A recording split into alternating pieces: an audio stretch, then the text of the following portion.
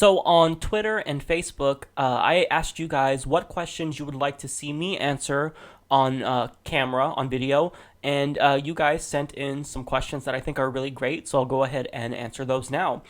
So from Jennifer Howell, she says, for you, what are the three most pressing problems the next president should solve, and how did you get interested in politics? Great question. So for me, definitely the very first problem would be money in politics, because unless you get money out of politics, you can't really pass any real legislation. So now second would be climate change, because it's so important, it impacts the human race. Now the reason why, as I said, I stated this behind money in politics is because I don't think that you can really address climate change in a manner that's going to be effective until you actually do get money out of politics. Now, when it comes to the third issue, it is universal health care. I think this is the third most important issue, and the way that I am gauging this is because I think that a lot of lives will be lost if we don't fix our broken healthcare system. Now, Obamacare did help some people get insurance, but the fact remains that according to a Princeton study, 17,000 people will die every single year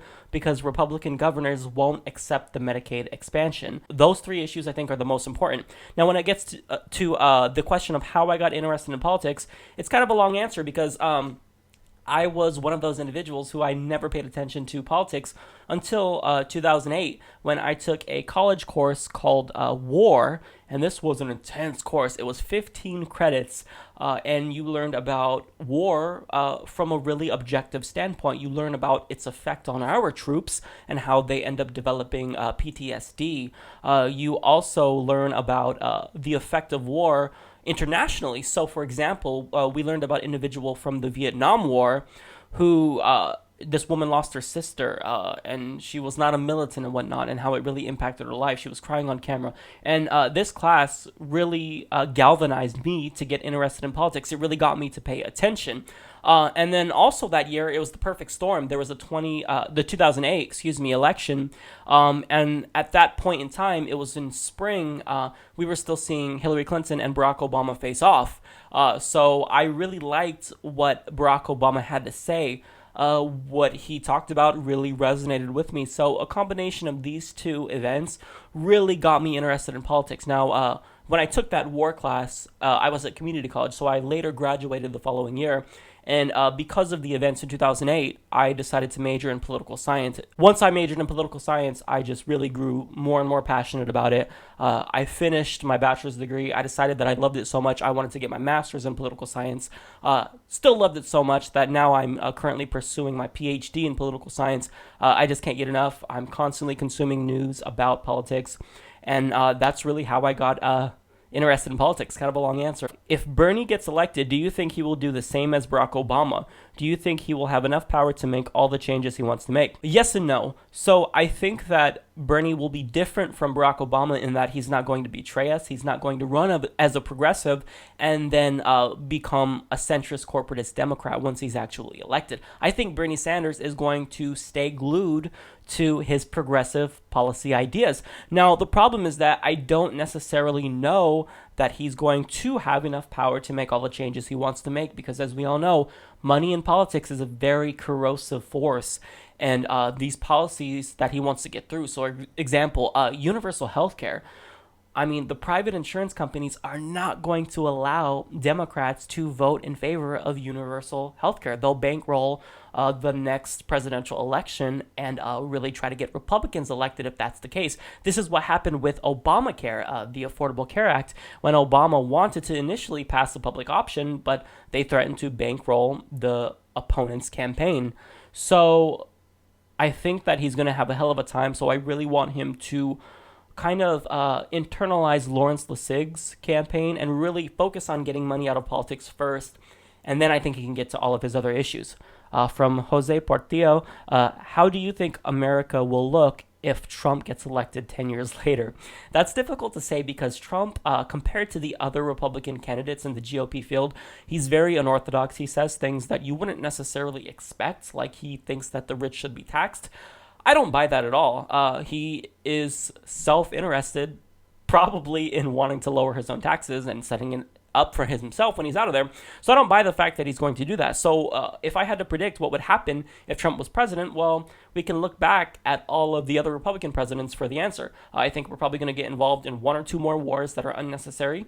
I think that we will have a ballooning deficit. I think unemployment will go up. I think income inequality will be a lot more exacerbated. And I think that nothing will get done about climate change. So in short, we're going to be a lot worse off than we previously were if we do have a Trump president. Because let's face it, he's not intelligent enough to do anything. So basically, we're not electing Trump. We're electing who he picks to advise him, which probably will also have the collective IQ of half a person as well. So I don't think we'd be in good shape, but I don't buy into the scenario that the apocalypse will happen and that the democracy will be destroyed if Trump is elected. I just think we're going to have the same problems as is the case with other Republican presidential candidates, maybe a little bit worse. All right, so Chris wants to know, gun up to your head, which Republican do you vote for? Oh, this is so tough. I've struggled with this. So if you asked me this 3 months ago, I would have said Rand Paul, hands down, because I agree with him on most issues compared to the other GOP candidates. He's against NSA spying. He's against the war on drugs. He's a non-interventionist when it comes to war. So these are all policy proposals that I really like, but he's really tried to take on the more establishment rhetoric. He's tried to pander to religious people. He compared healthcare to slavery. So he's become a lot more loony as he is beginning to run as president. So if I had to pick now, it's a tough call, but I'd probably say John Kasich, because I think maybe he's the most moderate of them all. He doesn't have a crazy stance on marriage equality. And I think that probably he's more intelligent than the other candidates, so I'd probably say John Kasich. Sir Graham Maury wants to know, what state am I living in, and do you plan on collaborating with other YouTube report news channels like the ones you mentioned before? So the state I'm in is Oregon, and I do actually plan on collaborating with other progressive news channels. One that I actually have coming up in the near future is Bernie 2016 TV. They reached out to me and they wanted me to be a guest on their podcast. So that will be a live show. I don't know if you will see that before this video, but just know that that's coming up. Also, there are a couple of other smaller progressive YouTube channels that I may be collaborating with. But I can't necessarily speak to that because it's not guaranteed, so it could still fall through. Another person who I'd love to collaborate with is David Pakman. He actually reached out to me and just let me know that he watches the show, and really, really, really nice guy. I don't necessarily know how he would collaborate, but I think that's something in the future. Right now, I'm going to mostly focus on just kind of growing the subscriber base and trying to get the word out about Bernie Sanders. So collaborations won't be something that's super important right now, but I think next summer, which is when I am out of school, I'll have more time, and that's when I'm going to really try to get some good collaborations. Chucky Bear wants to know, do you think the Dems will win back the House and Senate? That's a really tough one. I think that they probably have a pretty good shot at winning back the Senate, just because I think that Bernie Sanders, if he does become the Democratic nominee, well, he can really galvanize the public, and I think that this will get more individuals, mostly young voters, minority voters, to actually vote. And so based on the higher turnout, I think that that's definitely going to benefit the Democratic Party, and that's always the case. So the more people that turn out, the better the chances are that the Democrats will win. Now, when it comes to the House, that's another question. I would guess and say no, that they probably won't win back the House.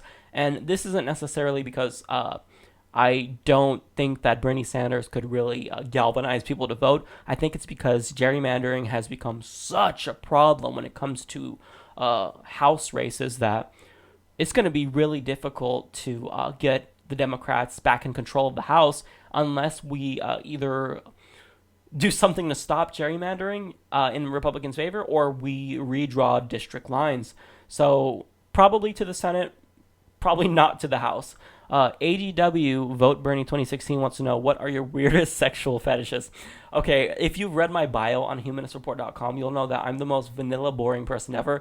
So I actually don't have any. I know that seems like a cop-out, but I really don't. Nothing that would qualify as weird or sexual fetish. I'm just pretty much the most boring person ever.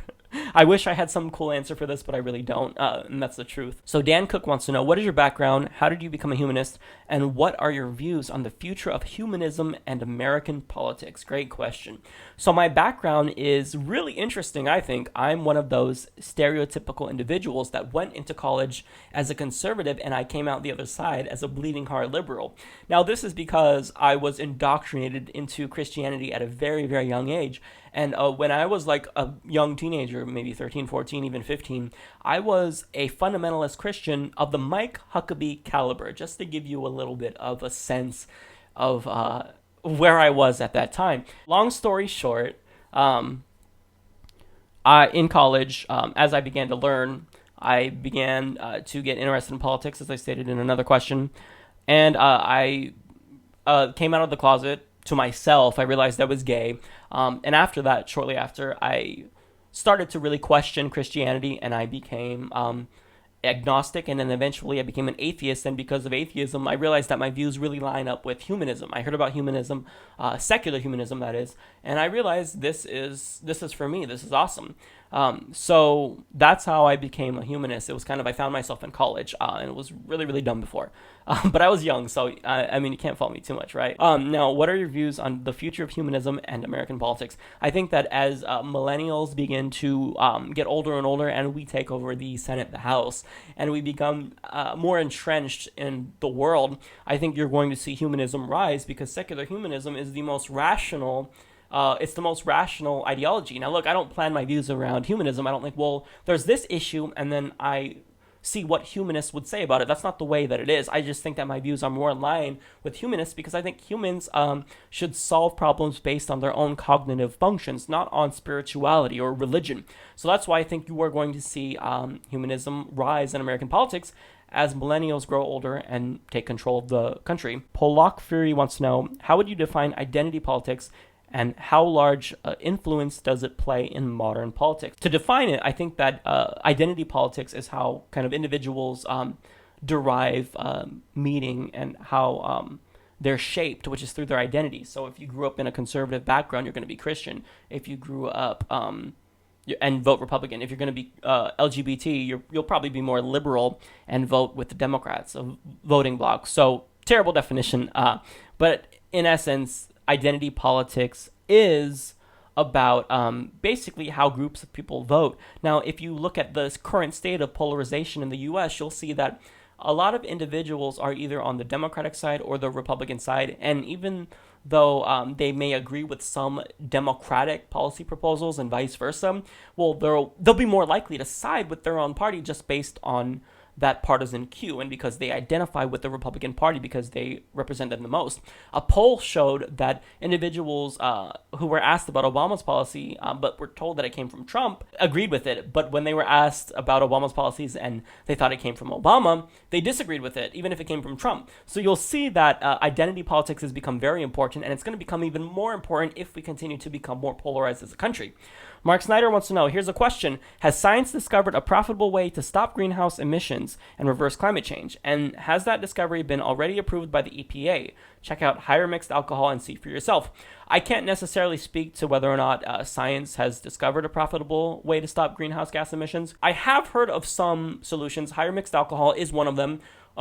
There's also other solutions where scientists can like manufacture clouds and kind of block out the sun. There's a ton of solutions. The problem is that the government still subsidizes big oil and the companies that are more inclined to contribute more CO2 emissions into the atmosphere. So I think that if we subsidize green technology, you'll see not only an economic boom, because it's the wave of the future, you'll see that we could potentially ameliorate some of the effects of climate change. QED wants to know, what are your thoughts on Lawrence Lessig entering the race for the Democratic nomination? Do you think he will take votes from Bernie and give Hillary a chance again? Do you think you would vote for him? Why are his stances reasonable and unreasonable? I kind of addressed this in video, but I'll give the short answer here. I think that it's good that he's entering the race because I want him to force the other Democratic candidates to take a real stance on money in politics. But when it comes to whether or not he's going to take votes from Bernie or Hillary, yes, he will take votes, but I don't think enough to actually be detrimental to Bernie Sanders' campaign, which is why I don't necessarily mind him entering the race. I would vote for him if Bernie Sanders wasn't in the race. He'd be my number one candidate, but he's currently number two. And I think that his stances are reasonable because you're not going to get anything done unless you get money out of politics, but they're unreasonable because he's only going for a bill as opposed to a constitutional amendment.